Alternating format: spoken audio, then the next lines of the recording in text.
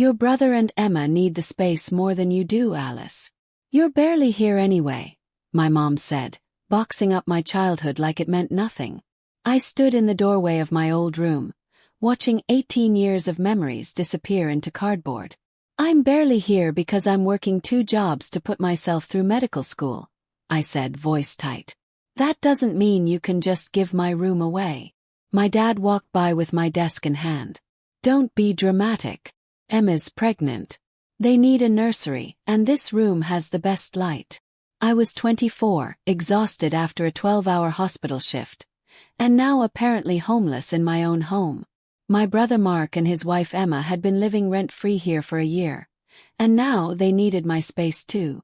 Where am I supposed to put my things? I asked, watching Mom carelessly toss my medical textbooks into a box. The basement has room. Or your apartment. It's time you fully moved out. My cramped studio barely held the basics. And the basement flooded every spring. That won't work, I said quietly. You're being selfish, Dad snapped. Mark has a family now. Emma needs to feel welcome. Welcome at the cost of pushing me out. Emma appeared in the hallway, her hand resting on her barely there baby bump. She wore that smug look I'd grown used to. Oh, Alice. I didn't know you'd be here. We're so excited about the nursery. I'm thinking mint green for the walls. My walls. The ones I'd painted sky blue at 16 after earning straight A's. Hours of effort, about to be erased. You know what? Keep it, I said. All of it. Alice, don't be like that, Mom called, but I was already heading downstairs. I grabbed what mattered. My photo albums, Grandma's quilt, a few books. Everything else. Furniture I'd bought with summer jobs, trophies, my memory-filled corkboard, I left behind. As I loaded my beat-up Honda, Mark stepped outside. Hey sis. It's not personal. Emma just wants the place to feel like home. It was home, I said, slamming the trunk. But I guess not anymore. Come on, you're never here. What difference does it make? I looked at him, the golden child who dropped out of college, coasted through life, and still got the world handed to him. You're right, I said. What difference does it make? Good luck with the nursery. That night in my tiny apartment, I unpacked the fragments of my past. Forgotten school awards, certificates no one remembered. I was the hard-working daughter they quietly relied on but never celebrated. My phone buzzed. A text from Emma. Found old papers in the desk. Okay to toss them. Need the space for baby stuff. I didn't respond. They were probably research notes. Meticulously organized, carefully preserved. But it didn't matter. Not anymore. Surrounded by my boxed-up life, I made a decision. I'd build a future of my own. My space, my success, my legacy. They'd made their choice. And soon they'd see the cost of it. I picked up my phone and dialed my financial advisor. Remember that investment opportunity you mentioned? I'm in. Use everything I've saved. That night I made a vow. I wouldn't get even. I'd get ahead. And I was just getting started. 5 years passed in a blur of long nights and relentless effort. I completed my residency, became a pediatric surgeon, and invested smartly in real estate. The cramped studio was replaced by a luxury penthouse, its skyline view a daily reminder of what determination could build. The girl who once watched her childhood boxed up by people who never truly saw her had become a woman who built her own empire. I rarely visited my parents' house. The few times I did, my old room was unrecognizable. Mint green walls, Pinterest-perfect shelves, and framed photos of Emma and her kids replacing every trace of my past. The sky blue paint I'd once so proudly applied. My med school acceptance letter. Disappeared. It was now a shrine to Emma's motherhood. Then came the call that changed everything. Alice, honey. We need to talk. My mother's voice trembled over the phone. When they arrived at my penthouse, they looked older, tired in a way that came from more than age. My once proud father couldn't meet my eyes. My mother clutched her purse like a lifeline. The bank is foreclosing on the house, Dad finally said, his coffee untouched. Mark's business failed. The food truck? I asked flatly. He invested everything, Mom added quickly. Our savings, our retirement, even Emma's parents helped. But he lost it all. Of course he did. My stable, unexciting career, once compared unfavorably to Mark's bold ventures, had built a future. His had burned everyone else's down.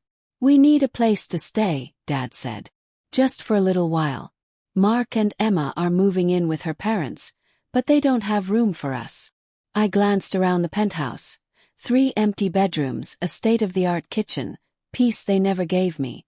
What about my old room? I asked, tilting my head. You know, the one with the best natural light. My mother winced.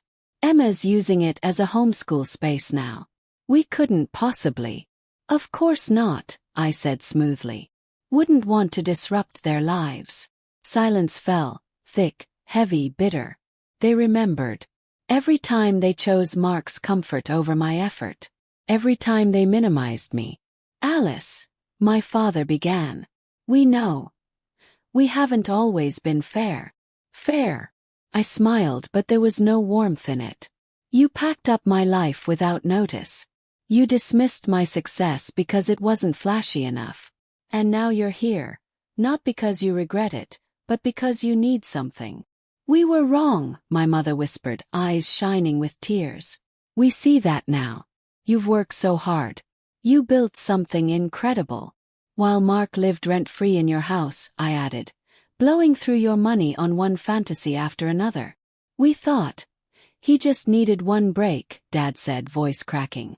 One chance to prove himself. And I didn't. Yes.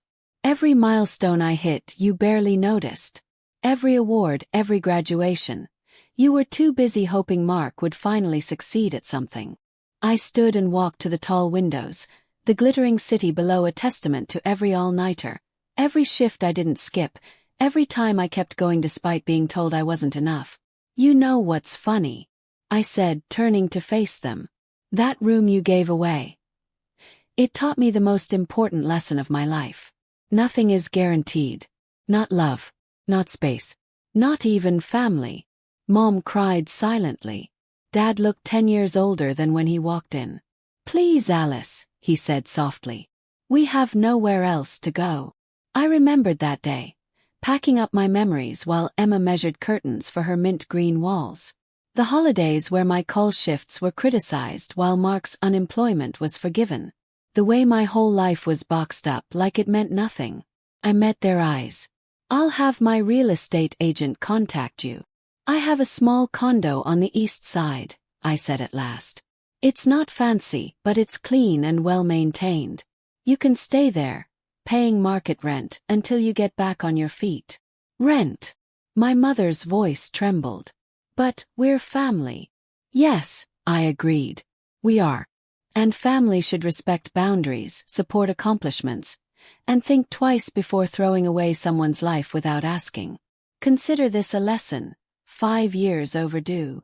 They left quietly, clutching my real estate agent's card like a lifeline. As I closed the door behind them, I felt no triumph, no smug satisfaction. Just a quiet, steady certainty. I had finally stood my ground. Then came the text. Emma. Heard you're helping the parents. Any chance you could look at another investment idea for Mark? He has this great plan. I blocked her number without a word. Some lessons still needed to be learned. 6 months later, I stood in front of my childhood home. The foreclosure was final. The house was up for auction. Through my network, I'd learned the asking price was far below market. The bank wanted a quick sale. My parents were still in the condo, living within their means. They paid rent on time. Slowly, something shifted between us. Without Mark and Emma hovering, they began to truly see me. As I stood on the familiar driveway, I made my decision. I'll take it, I told my agent. Make the offer. 2 weeks later, I held the keys. Inside, Emma's touches lingered.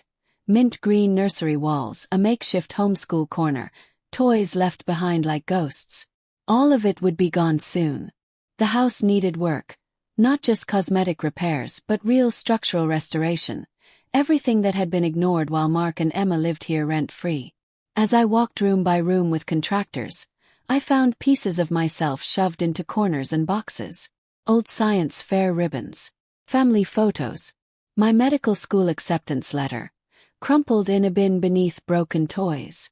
One Sunday morning, as the work continued, a familiar car pulled into the driveway. Emma stepped out, anger etched on her face.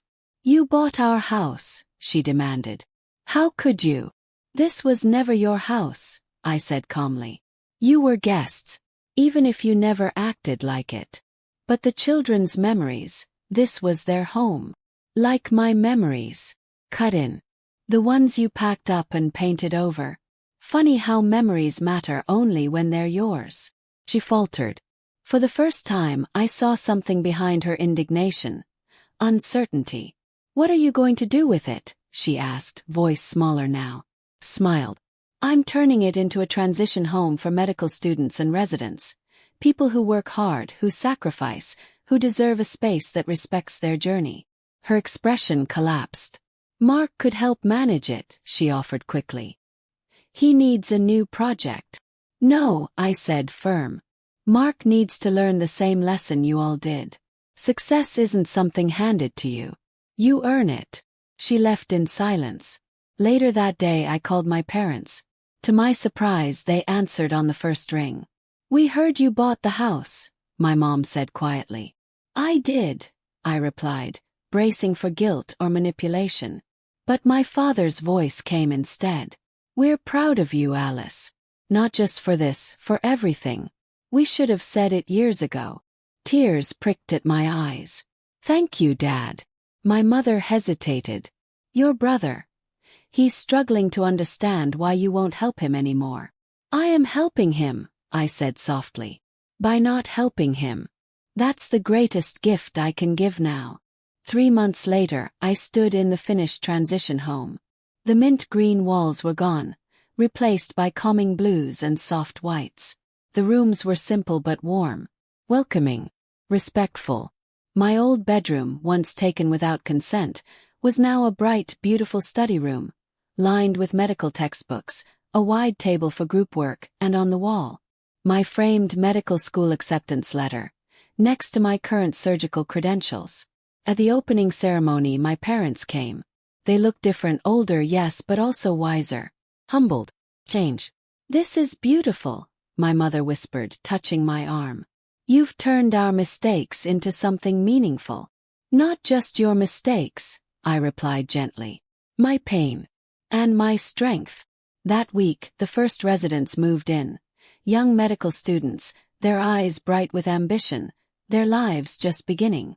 In them I saw myself, the girl who had once stood on this same ground, unseen and underestimated. Final message came from Emma. "You think you're better than us. Turning our home into a charity project." I didn't respond. She still didn't get it. This wasn't about being better than them. It was about being better than the version of myself they tried to leave behind. Sometimes the best revenge isn't about winning a fight. It's about healing the wounds they left.